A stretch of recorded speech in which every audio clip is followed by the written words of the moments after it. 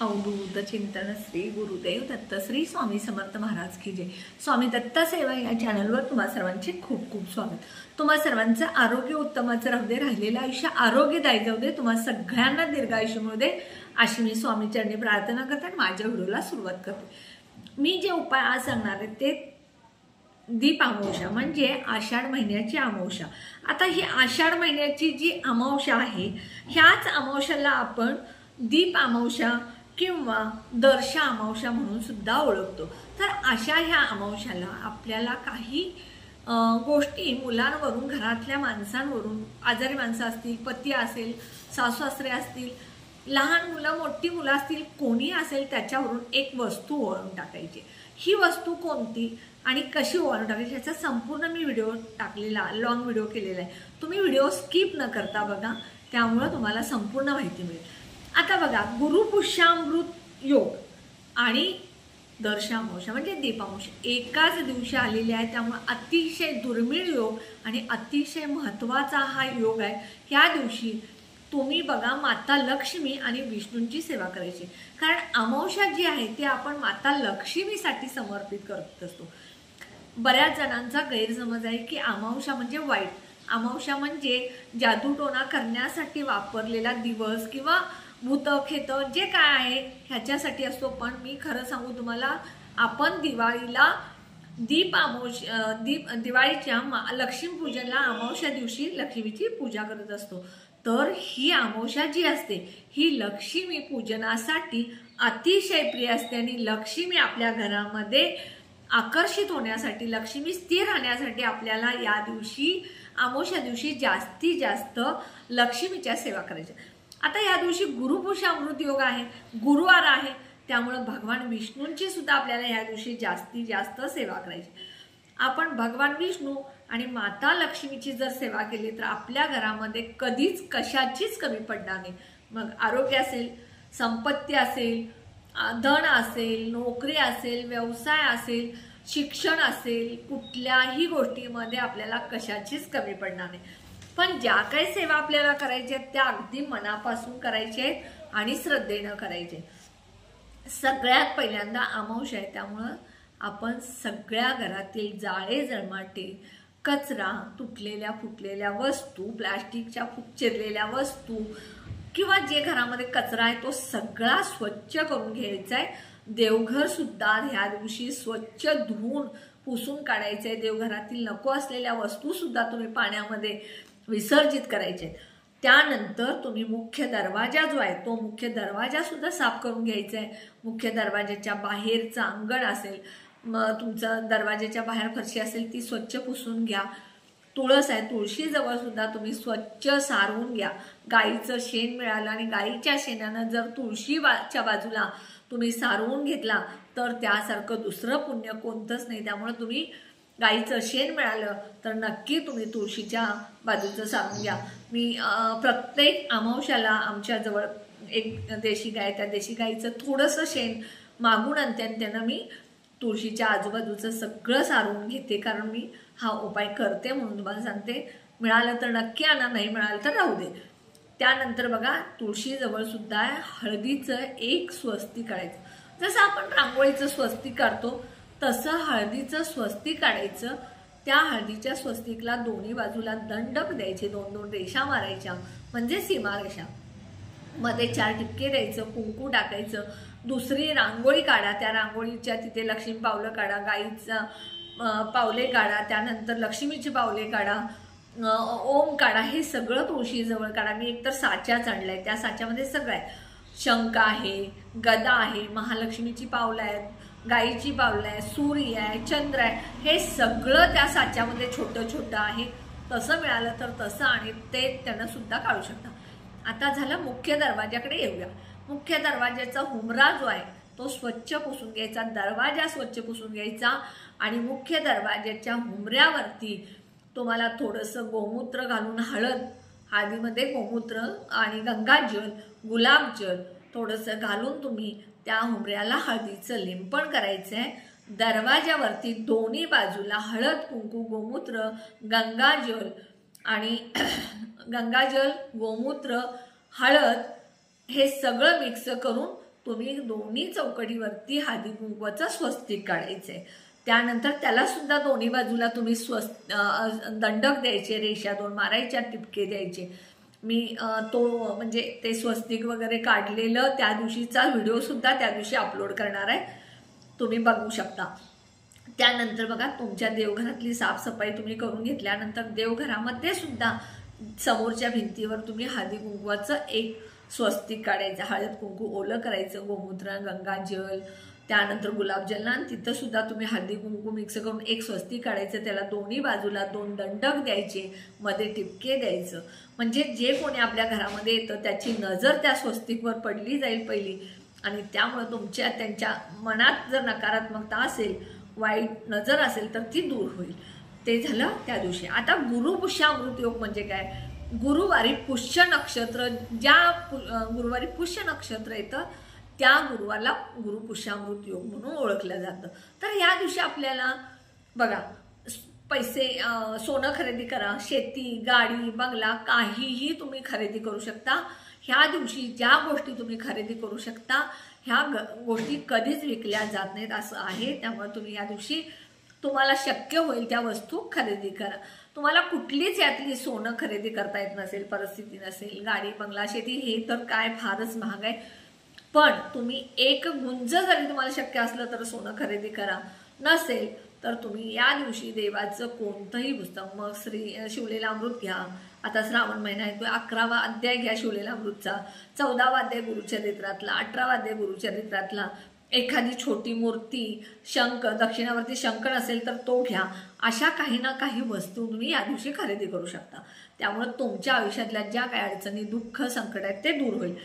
त्यानंतर बघा या आंब्याचं तोरण आपल्या मुख्य दरवाजाला बांधायचं। आता आंब्याचं तोरण करणं प्रत्येकाला शक्य आहे का? नाही। जॉबला असतील, लहान मुलं असतील, वयस्कर माणसं, आजारपण, डबा नवऱ्याचा, मुलांचा असेल तर 2 आंब्याचे डाळे तोडायचे आणि मग मुख्य दरवाजाच्या दोन्ही बाजूला अडकायचे। मी तर नेहमी तोरणकरण कधीच बसत नाहीये, दोन्ही बाजूला दोन्हीकडे 2 डाळे लावते, तुम्हीही असं करू शकता। त्यानंतर बघा तुम्हाला मुलांच्यावरून एक वस्तू उतरून टाकायची। ती कधी उतरून टाकायची? तर दुपारी 12च्या आत। समजा तुमची मुलं सकाळी 7:30-8ला जातात शाळेला, पती ऑफिसला जातो लवकर, तर तुम्ही सकाळी लवकर उठून आंघोळ करून पहिल्यांदा प्रत्येकाचा भात वेगळ्या वेगळ्या वाटीमध्ये लावायचा।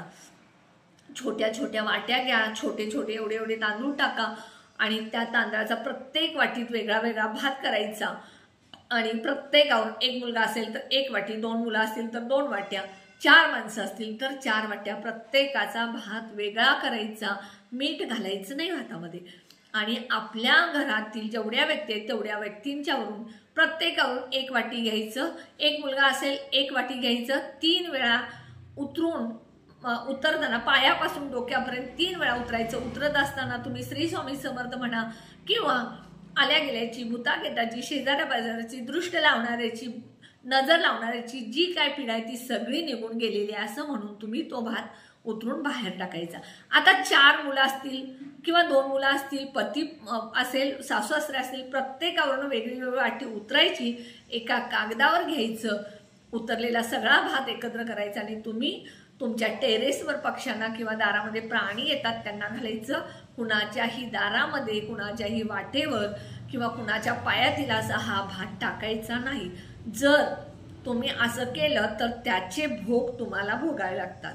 त्यामुळे असं कधीच करू नका। नेहमी तुम्ही आपल्या स्वतःसाठी उपाय करत जा, दुसऱ्यासाठी वाईट होण्यासाठी कुठलाच उपाय करू नका, त्याचा तुम्हाला त्रास होतो। त्यानंतर बघा आपल्याला या दिवशी श्रीयंत्राची सेवा करायची। जर तुम्ही श्रीयंत्रावरती कुंकुमार्जन केलं तर तुमच्या आयुष्यामध्ये लक्ष्मीची कधीच कमी पडणार नाही।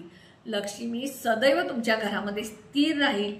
त्यानंतर अमावस्या दिवशी दक्षिणावरती शंखाची पूजा जर केला तर अडकलेले पैसे तुमचे सगळे परत मिळतात। त्यामुळे त्या दिवशी दक्षिणावरती शंखाची पूजा करायची। आता श्रीयंत्रावरती तुम्ही अमावस्याला, प्रत्येक अमावस्या टू अमावस्या कुंकुमार्जन करा, पौर्णिमा टू पौर्णिमा किंवा अमावस्या पौर्णिमा असं कुंकुमार्जन करा। आणि हे कुंकू जे आहे हे प्रत्येकानं आपल्या कपाळावरती सकाळी लावायचं। मुलांना लावा, पतीला लावा, सासू सासरे असतील, दीर जाऊ असतील लावा तुमच्या स्वतः. आता मी सुद्धा बघा कुंकुमार्जन केलेलं लावलेलं आहे. माझी मुलगी प्रत्येक शुक्रवार, मंगळवार, अमावस्या, पौर्णिमा कुंकुमार्जन करत असते. श्रीसूक्त म्हणते आणि कुंकुमार्जन करते. तुम्ही एक वेळ श्रीसूक्त म्हणा किंवा महालक्ष्मी अष्टकम म्हणत कुंकुमार्जन केला तरी चालेल. ते डबीमध्ये भरून ठेवायचं आणि रोज लावायचं. जर तुम्ही श्री यंत्रावरती कुंकुमार्जन केलं तर तुमच्या घरामध्ये नेहमी लक्ष्मी स्थिर राहील. त्यानंतर बघा तुम्ही या दिवशी खिरीचा नैवेद्य माता लक्ष्मीला, भगवान विष्णूंना दाखवायचा. ह्या खिरीमध्ये चिमूटभर हळद टाकायची, त्यामुळे पिवळी होईल. कारण गुरुवार आहे, गुरुवारी पिवळा नैवेद्य दाखवायचा असतो. त्यामुळे ह्या खिरीमध्ये मग तुम्ही रव्याची करा, तांदळाची करा. तुम्ही मखाणाची खीर या दिवशी केली आणि माता लक्ष्मीला दाखवली तर अतिशय चांगलं. कारण मखाणाची खीर माता लक्ष्मीला अतिशय प्रिय आहे. त्यामुळे मखाना मिळाला, मखाण्याची खीर जर तुम्ही ड्रायफ्रुट्स तूप करून केली तर खूप चांगलं. ती सुद्धा तुम्ही दाखवू शकता. त्यानंतर महालक्ष्मी अष्टकम म्हणा 11 वेळा, 21 वेळा, 108 वेळा. श्रीसूक्त म्हणा 16 वेळा. हे तुम्ही म्हणा. विष्णू सहस्त्रनाम म्हणा, विष्णू सहस्त्रनामावली म्हणा. ओम नमो भगवते वासुदेवाय म्हणा. कारण या दिवशी गुरुपुषामृत योग आहे आणि गुरुवार आहे. त्यामुळे तुम्ही नक्की या दिवशी ओम नमो भगवते वासुदेवायचा मंत्र म्हणू शकता. आणि या दिवशी गाईला गुळ आणि चणा डाळ घालायला विसरू नका. कारण अमावस्या आहे आणि अमावस्या, गुरुवार, गुरुपुषामृत योग हे तिन्ही योग एकत्र आल्यामुळे तुम्ही या दिवशी जर गाईला चण्याची डाळ आणि गुळ खायला घातला तर तुम्ही 33 कोटी देवांची पूजा केल्याचं पुण्य तुम्हाला मिळेल. आणि तुमच्या संपत्तीत वाढ होईल, करिअरमध्ये वाढ होईल, व्यवसायामध्ये वाढ होईल. त्यानंतर तुमची नोकरीमध्ये प्रमोशन होईल. तुमच्या ज्या काय अडचणी ज्या आहेत त्या सगळ्या दूर होतील. त्यानंतर गायीची पूजा केल्यानंतर तुम्हाला माहिती आहे 33 कोटी संसारातील आयुष्यातील जर अडचणी आपल्या दूर करायची असेल तर नक्की तुम्ही गायीची पूजा सुद्धा या दिवशी करा. गाय तुमच्या जवळपास असेल तर तुम्ही गायीच्या पायावरती थोडंसं पाणी घाला, गायीला हळदी कुंकू लावा. त्यानंतर गायीला अगरबत्ती ओवाळा आणि चण्याची डाळ आणि गुळ खायला घाला. त्यामुळे सुद्धा तुमच्या संसारातील अडचणी, दुःख, संकट जे काय आहेत, नवरा बायकोची वाद असेल, सगळं दूर होईल. तुम्हाला कुठेही जर गाय दिसली रस्त्यामध्ये देशी गाय तर आता हल्ली देशी गाय बघायला सुद्धा खूप कमी मिळतात. मी पुण्यामध्ये असताना आमच्या घराच्या म्हणजे आम्ही फ्लॅटमध्ये राहतो, त्या फ्लॅटमधून 6-7 फ्लॅट सोडले की 8व्या फ्लॅटच्या तिथं घरगुती एक गाय आहे. त्यांचं घरच आहे स्वतःचं, भरपूर त्यांची जागा वगैरे आहे. अगदी म्हणजे मध्य सेंटर असून सुद्धा त्यांची इतकी जागा आहे. त्यांनी ती गायी देशी पाळलेली आहे. तिथं बरेच लोक नैवेद्य द्यायला येतात. मी सुद्धा प्रत्येक गुरुवारी गाईला चणा डाळ आणि गुळ देते. आता इथे मी गावी आहे तर गावी सुद्धा मी आमच्या शेजारीच 1-2-3 घरं सोडली की गाय, तर तिथं मी चण्याची डाळ आणि गुळ देते. आणि ती गाय जी आहे ती आमच्या घराच्या समोर, माझ्या घराच्या गेटच्या बाहेर चारा खायला बांधलेली असते. तर ती ज्या वेळेला चारा खायला बांधलेली असते त्यावेळेला माझी मुलगी आणि मी जातो, चण्याची डाळ आणि गुळ देतो. जर तुम्ही हातात चण्याची डाळ आणि गुळ घेऊन जर गाईला चारलं आणि तुमचा हात जर गाईनं चाटला जिभेनं तर तुमच्या आयुष्यातल्या भाग्यरेषा सुद्धा उजळतात असं आहे. त्यामुळे तुम्ही गाईला जिथं दिसेल तिथं दुकान असेल तर चणा डाळ पाव किलो, 100 ग्रॅम घ्या, 50 ग्रॅम घ्या, गुळ 50 ग्रॅम घ्या आणि गाईला चारा. बघा तुम्हाला किती फरक पडतो. त्यानंतर बघा तुम्ही या दिवशी जास्तीत जास्त सेवा करायची आहे, दान करायचं आहे. जे गरजू लोक आहेत त्यांना दान करा. मग कुठलं दान तर तुम्ही या दिवशी आता पावसाळ्यात छत्री दान करू शकता, चप्पल दान करू शकता, स्वेटर, ब्लँकेट, अन्नदान हे सगळं तुम्ही दान करू शकता. जेवढं तुम्ही या दिवशी दान कराल, कुठलीही सेवा यातली नाही केली तर चालेल, पण दान एखाद्या गोष्टीचं गरजू व्यक्तीला केला तर अतिशय चांगले. वृद्धाश्रम असेल, अनाथ आश्रम असेल, तिथं जाऊन तुम्ही अन्नदान करा, धान्य द्या. तुम्हाला शक्य नसेल तर धान्य द्या. अन्न बनवून द्यायला जमत नसेल तर धान्य द्या. त्या लोकांना कपडे नसतील तर नवीन कपडे घेऊन द्या. समजा तुम्हाला नवीन कपडे घेऊन देणं शक्य नसेल तर तुमची जुनी न वापरलेली शिल्लक कपडे असतील, खूप दिवसाची पडली असतील, स्वच्छ धुवा आणि नेऊन द्या. खूप चांगलं, ते सुद्धा चालेल. अशाप्रमाणे तुम्ही या दिवशी करायचंय. गुलाबाचं फूल, गुलाबाचं अत्तर, कमळाचं फूल, कमळगड्याची मणी हे जर तुम्ही माता लक्ष्मीला या दिवशी घातला तर अतिशय चांगलं आहे. या दिवशी तुम्ही ह्या सगळ्या माता लक्ष्मीला गुलाबाचं फूल अतिशय प्रिय आहे, कमळाचं फूल अतिशय प्रिय आहे. त्यामुळे कमळाचं फूल आणि गुलाबाचं फूल जर तुम्ही मिळालं तर नक्की तुम्ही माता लक्ष्मीला घाला. बघा तुम्हाला किती लक्ष्मी घरच सोडून तुमचं जाणार नाही इतकं तिला प्रसन्न वाटतं. त्यामुळे नक्की तुम्ही हे उपाय करा.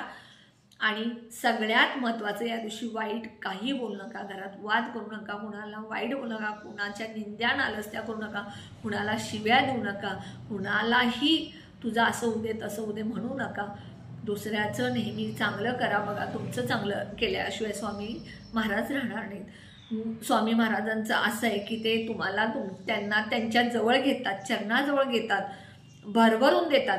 पण त्यांच्याजवळ घेतलेली व्यक्ती जर स्वार्थी निघाली, दुसऱ्याचं वाईट चिंतनाने निघाली तर स्वामी समर्थ महाराज त्या व्यक्तीला फटका दिल्याशिवाय राहत नाही.